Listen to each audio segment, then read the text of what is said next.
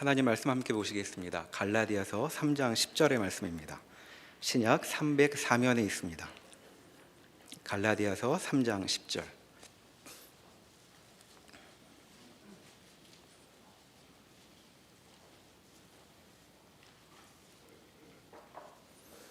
제가 봉독하겠습니다. 무릇 율법 행위에 속한 자들은 저주 아래에 있나니 기록된 바 누구든지 율법책에 기록된 대로 모든 일을 항상 행하지 아니하는 자는 저주 아래에 있는 자라 하였음이라. 아멘. 살아가면서 누구나 어떤 문제를 안고 있습니다. 오늘 여기에 모여 있는 우리도 마찬가지로 각자 여러 가지 인생의 문제들을 마음에 안고 있을 것입니다. 왜 그런 일인지 우리의 삶은 하루도 마음 편히 있을 날이 없이 어떤 문제에 얽혀 있는 것 같기도 합니다. 오늘 성경 본문은 인간의 문제, 인간이라면 누구나 안고 있는 문제, 어쩌면 인간이 처해 있는 궁극적 문제라고 말할 수 있는 것에 대해 언급하고 있습니다. 한마디로 그것은 저주 아래에 있음이라는 상태이죠. 오늘 본문에 나와 있는 10절의 말씀은 구약 성경 신명기를 인용하고 있습니다. 누구든지 율법책에 기록된 대로 모든 일을 항상 행하지 아니하는 자는 저주 아래에 있는 자라라고 말하고 있죠. 이 말씀은 신명기 27장을 인용하고 있는 것입니다. 한번 찾아가 보시겠습니다. 구약 302면입니다. 신명기 27장 11절부터의 말씀입니다.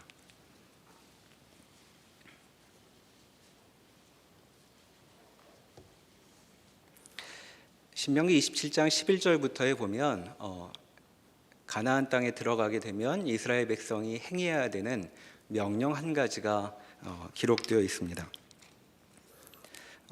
11절부터를 보게 되면 요단을 건너가면 12지파가 둘로 나뉘어서 절반은 그리심산 앞에 서고 다른 절반은 에발산에 서라라고 모세가 명령하고 있죠. 그렇게 그 이스라엘 백성들이 서 있는 가운데 레위 사람들이 이들 앞에 큰 소리로 무언가 말하라고 합니다. 그것은 저주를 받게 될 어떤 항목들인데 그 항목을 나열하고 저주를 선포하면 서 있는 온 이스라엘 백성들이 아멘으로 이제 화답하라고 하는 것이죠. 예를 들면 15절에 보면 우상을 만들어 세우는 자는 저주를 받을 것이다 라고 선포하면 백성들이 아멘 이렇게 화답하라는 것입니다. 또 16절에 보면 부모를 경홀히 여기는 자는 저주받을 것이다. 아멘 이렇게 말하는 것이죠. 자, 이렇게 여러 항목들이 여기 나열되어 있습니다. 11개쯤이 나열이 되는데 그 모든 것을 종합하기를 26절에 이렇게 말하죠. 이 율법의 말씀을 실행하지 아니하는 자는 저주를 받을 것이다. 여기에 대해서도 온 백성이 아멘으로 응답하라고 명령하고 계십니다. 자, 가나안 땅에 들어가서 이제 비로소 하나님께서 말씀하신 새로운 나라에서 살 사람들에게 모세가 경계를 하고 있는 것이죠. 하나님이 명하신 대로 살지 않으면 저주 아래에 놓인다는 것을 잊지 말아라 이렇게 이야기하는 것입니다. 너희가 하나님께서 말씀하신 대로 살지 않으면 재앙에 빠지게 될 것이다 라는 것이고 하나님이 정하신 것을 무시하고서도 너희가 편안히 살 수는 없을 것이다 라고 달리 표현해 볼 수도 있겠습니다. 오늘 읽은 갈라디아서 본문은 이 말씀을 인용하고 있는 것인데 이것이 신약에 인용된 것을 보니 신명기에서 하시는 말씀이 비단 이스라엘 백성들에게만 주어진 말씀이 아니라 인류 전체에게도 해당하는 것이라는 점을 우리가 알 수 있게 되는 것이죠. 자, 이 말씀을 보면서 우리는 묻게 됩니다. 불순종한 것이 좋은 일은 아니겠지만 뭐 그렇다고 그렇게 저주까지 말씀하실 필요가 있겠는가 이런 생각이 들죠. 그런데 이것은 율법이 무언가를 생각을 해보면 그 답을 좀 더 분명히 확인할 수 있게도 됩니다. 율법에 순종한다는 것은 우리가 간혹 평소에는 잘 그러지 않는데 간혹 마음이 동하면 뭔가 좀 잘해보는 몇 가지 일, 그런 것을 율법의 순종이라고 성경은 가르치지 않습니다. 율법은 규칙 몇 개를 정해서 그것을 평가 기준으로 삼아 얼마나 지키는지, 몇 퍼센트나 지켰는지, 또는 지키는 수가 몇 번인지를 점수로 매겨서 일정 점수가 넘어가면 합격, 잘했다라고 말하기 위해서 주어진 것이 아닌 것이지요. 왜냐하면 성경에서의 율법은 하나님께서 자의적으로 그냥 정해서 주신 규칙이 아니라 하나님이 만드신 창조 세계의 질서이기 때문에 그렇습니다. 이 세계에서 살려면 지켜야 하는 규칙, 그것이 율법인 것이죠. 마치 땅 위에서 살려면 허파로 숨을 쉬어야 된다 같은 것과 마찬가지 일입니다. 이 세상에서 살고 싶다면 율법을 지켜라 라는 말은 여기서 살고 싶으면 숨을 쉴 줄 알아야 된다 같은 말인 것이죠. 달리 말하면 물고기는 이 땅에서 우리처럼 살 수가 없습니다. 왜냐하면 숨을 쉬지 못하기 때문이죠. 율법을 어기면 저주를 받게 된다는 말은 이 땅 위의 질서를 거부하면서도 이 땅 위에서는 살아갈 수 없는 법이다라고 가르치는 것입니다. 이것이 율법을 어기는 인간에게 저주가 선포되는 이유라고 말할 수 있는 것이죠. 하나님이 지으신 세계이니 하나님의 방식이 아니고서는 그 세계에 하나님의 집에 머물 수 없다라는 경계가 지금 이 말씀 가운데 있는 것입니다. 그런데 이것이 인간의 현실이 되었다고 갈라디아서 3장은 우리에게 가르쳐주고 있는 것입니다. 인간이 하나님의 뜻을 어겨 하나님께서 마련해 두신 세상에 그 세상 속에서 제대로 살게 되지 못하였다라는 것이 인류의 문제, 인류 모두가 처한 문제라고 오늘 본문은 말하고 있는 것입니다. 이와 같은 인류 전체의 문제를 우리가 살펴보고 있는 하이델베르크 요리문답은 좀 더 상세하게 설명한다고 말할 수 있겠습니다. 인간의 문제를 다룬 갈라디아서 3장 10절 오늘 본문은 하이델베르크 요리문답 제10문답에서 인용된 것이죠. 나눠드린 요리문답을 보시면 거기 신문의 답에 인용되어 있습니다. 그럼 어째서 그 요리문답이 이와 같은 성경 본문, 인간의 현실, 인간의 실상이라는 주제에 이르게 되었는지 요리문답의 내용을 다시 한번 정리해 볼 필요가 있겠습니다. 요리문답이란 성경의 가르침을 문답의 형식으로 정리해 놓은 것이지요. 그리고 우리가 살펴보고 있는 요리문답은 1문에서 이렇게 시작한 바 있습니다.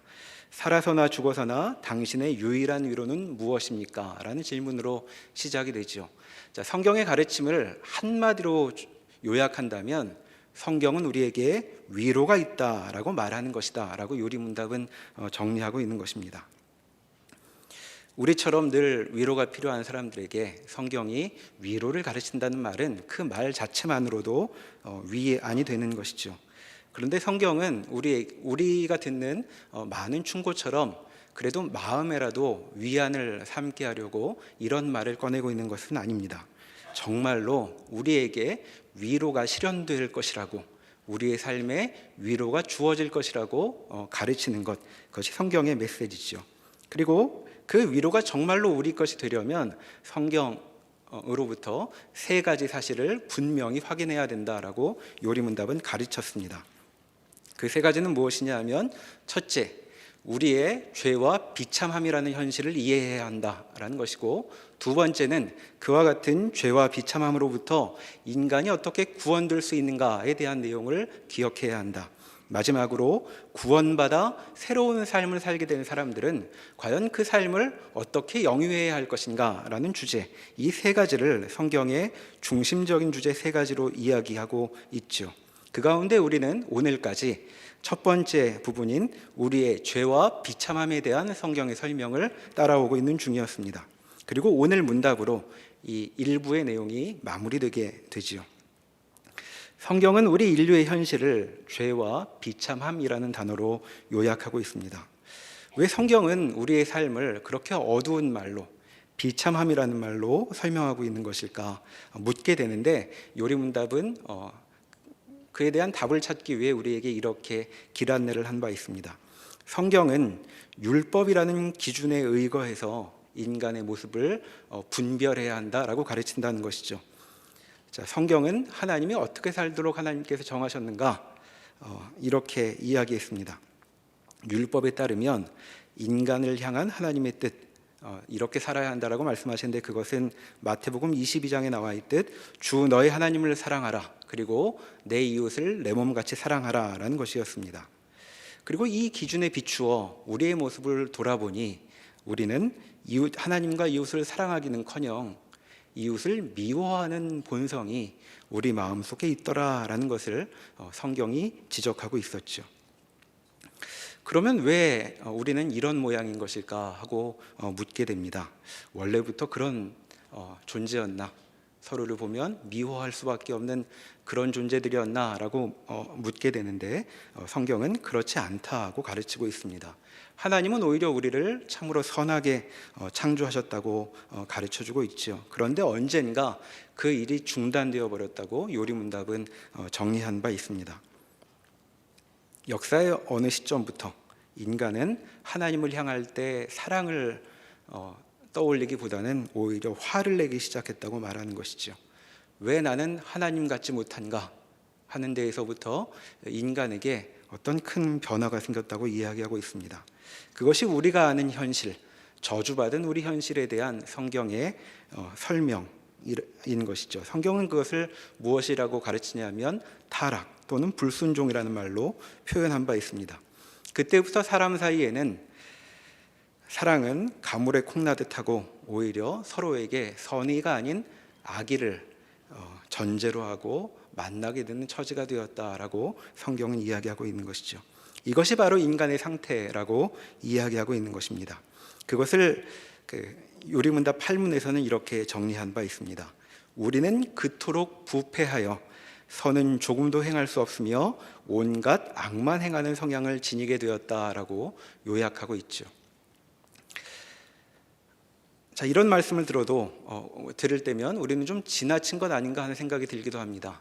뭐라고 지금 우리의 존재를 설명했냐 하면, 인간은 참으로 부패하여 선은 조금도 행할 수 없으며 온갖 악만 행하는 성향을 지니게 되었다라고 말하고 있죠.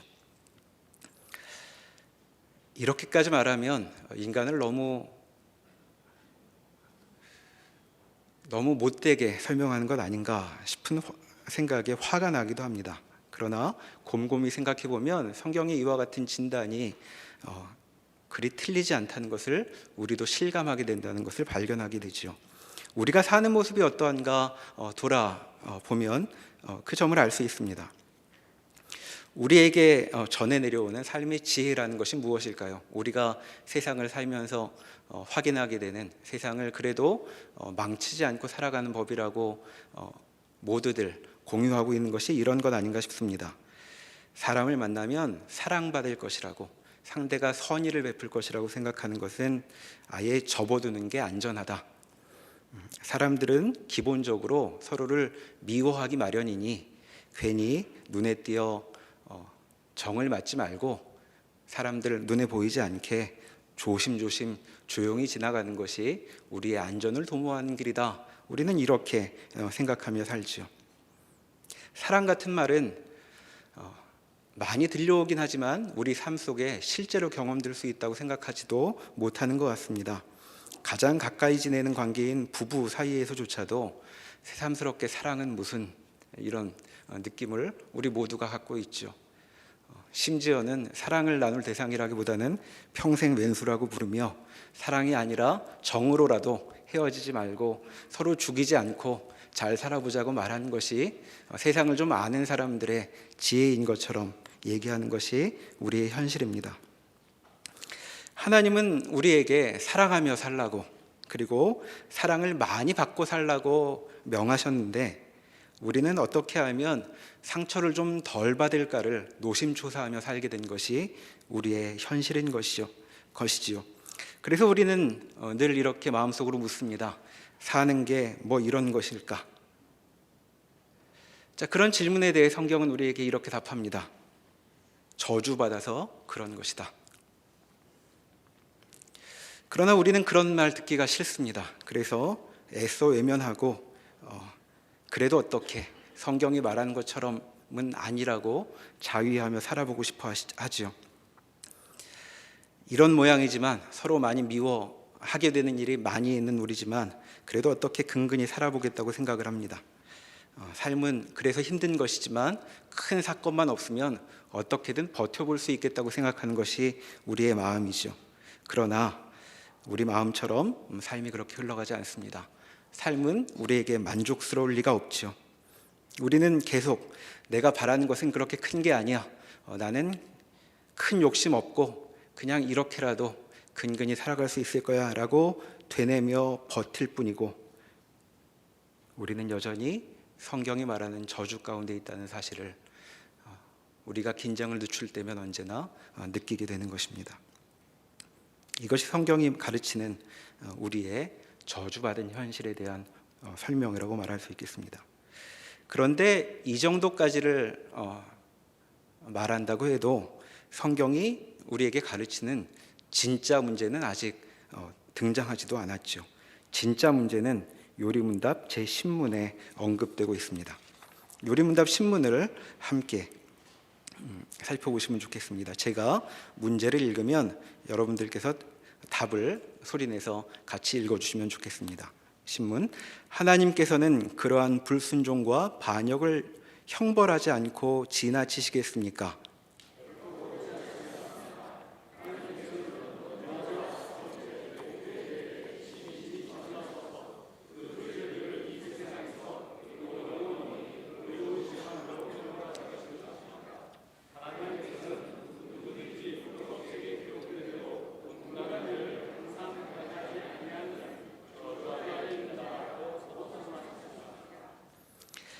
앞에서 보았듯 성경은 우리 불행의 근원을 불순종과 반역이라는 말로 가르쳐주고 있습니다.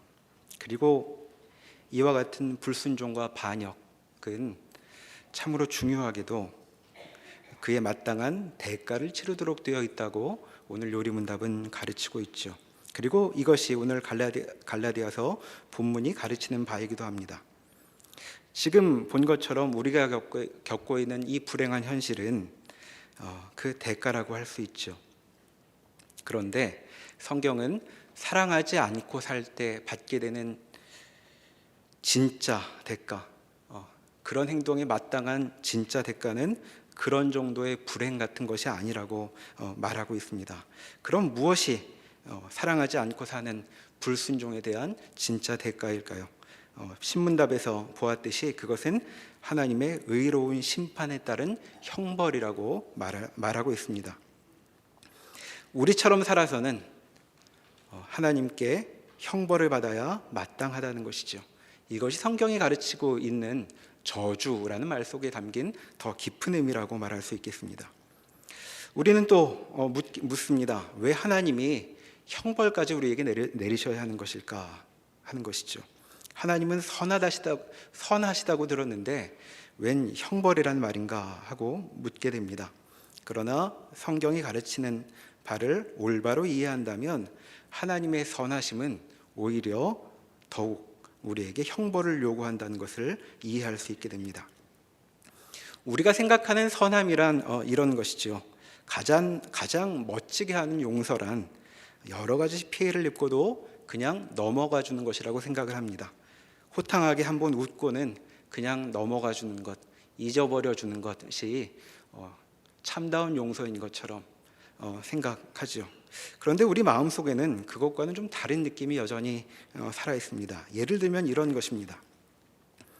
용서를 해야 하는 사람은 내가 잊지 않고 원한을 마음에 품지 않고 용서해야 되겠다라고 마음을 먹으려고 애쓰지만, 그렇게 용서하려고 하는 사람도 만약 내게 잘못한 사람이 잘못을 해놓고 우리에게 와서 당신은 마음이 넓은 줄 내가 다 아니까 그냥 넘어갑시다 라고 말한다면 이게 뭔가 싶은 생각이 듭니다. 또 억울한 일을 당할 때에도 우리는 이렇게 반응하죠. 친구가 말할 겁니다. 내가 그냥 참고 넘어가라. 그럼 우리가 답합니다. 당한 건 난데 왜 내가 아무 일도 없었던 것처럼 넘어가야 한단 말인가? 그래도 친구가 말하죠. 그래도 참아라. 사실 내가 더 훌륭한 사람이니까 참아라.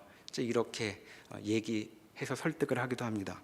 그런데 그런 단서도 없이 내가 좀 더 저 사람보다는 훌륭하다는 단서도 없이 그냥 당해라, 지나가라 라고 말한다면 우린 잘 견디지 못합니다. 억울한 상태로 그냥 그렇게 지나가 버린다면 이것은 너무나도 부당한 일이다 라고 느끼는 것이 우리 속마음이죠. 또 억울한 일을 당할 때 우리는 이렇게도 말합니다. 하나님은 다 아실 거야. 사람들은 다 잊어버리고 이 일이 묻혀지는 것 같지만 하나님이 다 아시고 하나님만 아신다면 난 그래도 견딜 수 있겠어 라고 생각하기도 하죠.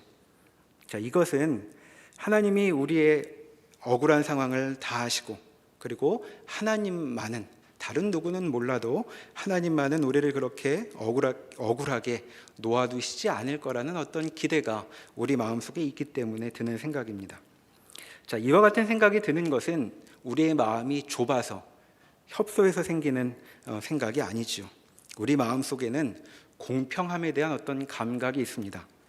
그것은 일종의 균형 감각 같은 것인데 우리는 왜 마음속에 이렇게 억울한 일, 무언가 부당하다고 느끼는 일에 대해서 불편해하는 것일까요? 그것은 우리가 지어질 때 우리는 하나님의 형상을 담아 창조되었기 때문입니다. 하나님의 선하심에는 이런 균형, 공평함을 이루는 일이 들어있기 때문이죠. 이것이 성경에서 내내 말하는 하나님의 공의로우심이라는 말 속에 들어있는 내용입니다. 달리 말하면 하나님은 어떤 억울함도 그냥 묻혀 지나가게 하시지 않는 분이다라는 말씀이 성경에 들어있는 것입니다. 하나님은 나보다 더 내 억울함에 민감하시다. 그 일을 기억하고 바로잡기를 원하신다라는 것이 성경의 가르침인 것이죠. 그리고 우리는 그런 하나님의 성품을 닮아 가지고 있기 때문에 그런 마음이 드는 것입니다. 그리고 성경이 말하는 최후의 심판이란 바로 그와 같은 바로잡음이 일어날 것을 가르치는 것이죠. 억울하게 눌려서 구겨지고 찌그러진 것을 하나님께서 바로잡아 주름 없이 완전히 펼쳐놓으시겠다라고 마음먹으신 것이 최후의 심판이라는 말 속에 들어있는 것입니다. 그러니 우리가 어떤 억울한 일을 당하든 그 억울한 일은 억울한 채로 끝나지 않게 될 것입니다. 하나님은 모든 것의 시시비비를 가려서 우리의 억울함을 풀어주실 것이죠. 이렇게 보면 최후의 심판이야말로 우리가 기다리는 그 순간이 아닐까 싶기도 합니다. 의로우신 하나님께서 우리 모두의 억울함을 풀어주시는 순간이기 때문이죠. 그리고 시편 기자들이 바라는 바로 그 하나님의 역사하심이 바로 그와 같이 하나님의 의로움이 드러나는 순간이었다는 것을 우리가 알 수 있습니다. 그런데 바로 이와 같은 하나님의 의로우심이 우리에게 시원함만을 안기는 것이 아니라 오히려 우리에게 더할 수 없는 곤경을 만들어낸다는 것을 우리가 여기서 기억하게 됩니다. 왜 그럴까요? 그것은 나는 억울하기만 한 존재가 아니기 때문입니다. 나는 동시에 억울하게 하는 존재이기도 하죠. 나 때문에 밤에 잠 못 드는 사람들이 있습니다. 내 말 한마디, 내 몸짓 하나, 내 눈빛 하나 때문에 가슴을 치는 사람들이 많이 있죠. 우리만 사람 잘못 만나서 인생이 이 꼴이 된 것이 아닙니다. 우리 때문에 인생이 이 모양이 되었다고 탄식하는 사람도 우리 인생에 여럿이 있죠. 그래서 하나님의 의로우심은 우리에게 커다란 문제를 야기합니다. 하나님은 선하신 하나님은 이런 식으로 살고 있는 우리를 가만 놔두시지 않을 것이기 때문에 그렇죠. 이렇게 이웃을 사랑하지 않고 이웃의 마음을 불편하게 하는 사람들에게 하나님은 말씀하십니다. 저주가 있을 것이다. 난 내가 저지른 일을 그냥 없었던 것처럼 넘어가지 않을 것이다. 이것이 성경이 말하는 저주인 것이죠. 신명기 27장의 말씀을 우리가 다시 한번 살펴보면 좋겠습니다. 구약 303면이었습니다. 자, 거기 저주받을 항목으로 여러 가지가 나와 있는데 이런 내용들이 있었습니다. 17절에 보시면 이웃의 경계표를 옮기는 자는 저주받을 것이다 라고 이야기하고 있죠. 구약에서 하나님께서는 모든 사람들에게 살 공간을 마련해 주셨습니다. 그런데 누군가 재산이 많아서 이웃이 누리도록 얻은 땅을 빼앗는다면 그는 저주받을 것이라고 말하고 있죠. 또 18절에서는 이렇게 이야기합니다. 맹인에게 길을 잃게 하는 자는 저주받을 것이다. 그와 같이 어려운 처지에 있는 자를 그냥 둔다면 저주받을 것이다 라고 말씀하고 있는 것입니다. 19절에서는 이렇게도 이야기합니다. 객이나 고아나 과부를 억울하게 한 자도 저주받을 것이다. 자, 이런 사람들은 이렇게 탄식하는 사람들 아니겠습니까? 세상에 나를 지켜줄 사람은 아무도 없고 나 혼자뿐이로구나 하는 사람들입니다. 자, 이 사람들을 그대로 두어 나는 세상에 나 혼자뿐이로구나 하는 탄식을 계속 나오게 한다면 너희는 저주받아 마땅할 것이다 라고 말씀하고 있었습니다. 20절에서 이 모든 일을 이렇게 이야기하죠. 이 모든 일, 이와 같은 일은 이웃을 암살한 것과 마찬가지일 것이다 라고 이야기하고 있는 것입니다. 이들에게 저주가 있을 것이라고 하는 말, 어떤 뜻일까요? 하나님은 이렇게 말씀하시는 것이죠. 이렇게 하고도 무사히 넘어가길 바란단 말이냐? 그들을 망가뜨린 너희는 내가 가만둘 수 없다. 나는 너희를 저주할 것이다 라고 말씀하시는 것입니다. 그러니까 그 저주란 하나님의 의로운 심판을 말하고 있는 것이죠. 하나님은 심히 진노하셔서 사람들을 사랑하지 않고 사람들을 아끼지 않고 이렇게 대하는 자들을 가만두시지 않겠다고 말씀하고 있는 것입니다. 그리고 이것이 이 요리문답 전체에서 가장 어두운 부분이라고 말할 수 있는 오늘의 문답에 담겨 있는 내용이기도 하죠. 자, 11문을 함께 읽어보시겠습니다. 자, 이와 같은 하나님의 의로운 심판을 말할 때 우리에게 드는 질문을 여기 묻고 있습니다. 제가 질문을 읽으면 답을 마찬가지로 함께 소리내서 읽어주시면 좋겠습니다. 11문. 그러나 하나님은 또한 자비하신 분이 아닙니까?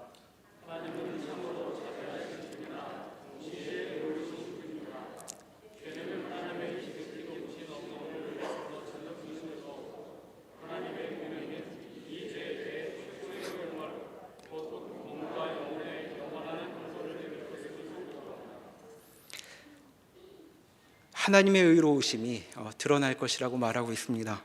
하나님의 지극히 높으신 어미를 거슬러 행하는 자에게 그와 같은 심판이 있을 것이라고 말하고 있죠. 자, 하나님의 어미를 거스른다는 것이 어떤 것입니까? 하나님께서 명하신 대로 하나님을 사랑하지 않고 이웃을 사랑하지 않는 자들입니다. 하나님이 지으신 귀한 존재들인 사람들을 망가뜨리는 우리, 하나님을 마음에 품지 않고서도 하나님이 창조하신 사랑을 받겠다고 아우성치면서도 사랑 대신 미움을 뿜어대고 있는 우리에게 하나님은 최고의 형벌, 생명이신 하나님과 끊어지고 생명과 끊어지는 영원한 형벌을 선고하실 수밖에 없다고 하나님의 의로우심이 선언하고 있는 것입니다. 선하신 하나님이기에 반드시 해야 하는 마땅한 보응이라고 말할 수 있겠죠. 자, 우리의 모습을 돌아보면 좋겠습니다. 우리는 실제로는 그렇게 살지 못하지만 마음속은 좀 다른 생각을 갖고 있기도 하죠. 나도 내가 이렇게 행동하는 게 싫다. 우리 마음속에 있는 또 하나의 외침입니다. 잘해보려고 하지만 잘 안 됐다. 그러나 마음속에는 하나님 말씀대로 이웃을 사랑하고 옆에 있는 사람들을 존귀히 여기며 살려고 하는 마음은 많다라고 우리는 변호하고 싶습니다. 그러나 말로만, 마음으로만 그럴 뿐 우리 삶의 대부분의 실제 모습은 그냥 그렇게 하나님의 엄위하심을 거스르며 주께 불순종하며 살고 있는 것이 우리의 현실이라고 하는 것을 우리는 잘 알고 있습니다. 실제로 그렇게 계속 살고 있는 우리에게 대체 무슨 다른 결과가 있을 것이라고 기대할 수 있겠습니까? 이런 인간들에게 재앙, 곧 저주 말고는 기다릴 것이 없습니다. 의로운 하나님이 우리에게 마땅히 주셔야 할 것, 그 마땅한 것은 저주, 영원한 형벌뿐이라고 성경은 가르치고 있는 것이죠. 이것이 성경이 가르치는 우리의 실상입니다. 왜 우리 삶이 그렇게 팍팍하고 좋은 일은 별로 없고 하루를 지나고 누울 때마다 삶이 그렇게 피곤하게 느껴지는지 성경은 가르쳐주고 있죠. 저주받았기 때문이다. 그리고 그 종착지는 우리가 심은 대로 거두는 일, 곧 최고의 형벌이 될 것이라고 가르치고 있습니다. 그러니 대체 우리에게 무슨 입으로 할 말이 있다고 이렇게 살면서도 좋은 것을 바랄 수 있단 말일까요?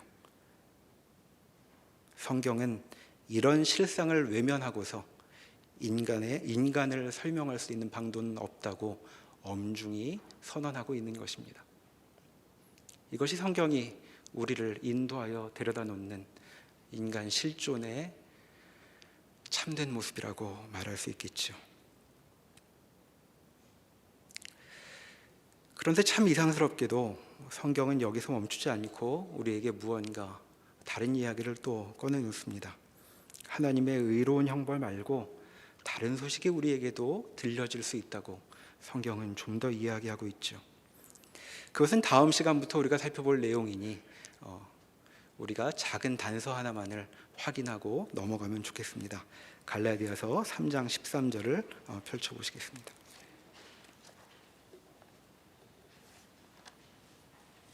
신약 304면입니다.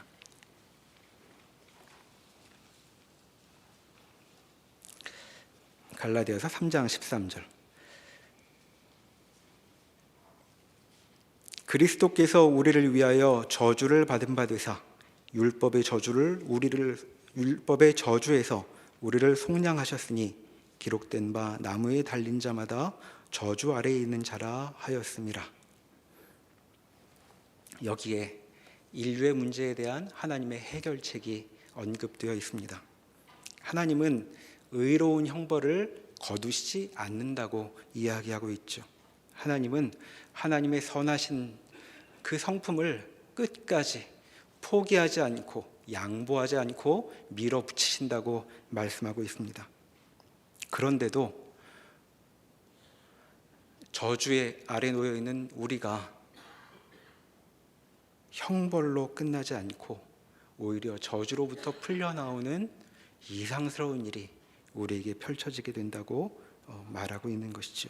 이것이 성경이 말하는 구원, 그리고 요리문답의 2부 우리의 구속에 관하여라는 말씀 가운데에 담겨 있는 내용이 됩니다. 하나님께서 우리를 구원하신다는 것은 하나님의 선하심을 끝까지 밀어붙이시면서도 이루어내신 놀랍고 이상스러운 것이라는 것 기억하라고 성경이 말하고 있는 것이죠.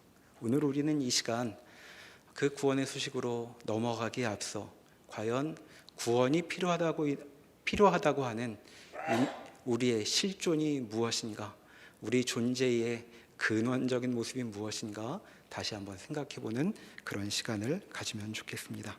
기도하겠습니다. 하나님께서 우리에게 복된 삶을 의도하셨는데 우리는 언제부터인가 그런 복된 삶은 글자에만 나오는 것이라고 여기며 불행하고 피로한 인생을 당연한 것처럼 지내며 살고 있습니다. 주의 저주 아래 놓인 인류의 현실이 얼마나 무거운 것인가 이 시간 다시 생각해 보았습니다. 그리고 그 저주의 삶은 의로우신 하나님 앞에 주의 형벌을 받아야 된다는 것 다시 한번 되새겨 보았습니다. 이런 우리에게 하나님께서 구원을 허락하신다는 것 어떠한 것인지 저희가 더 깊이 알기를 원합니다.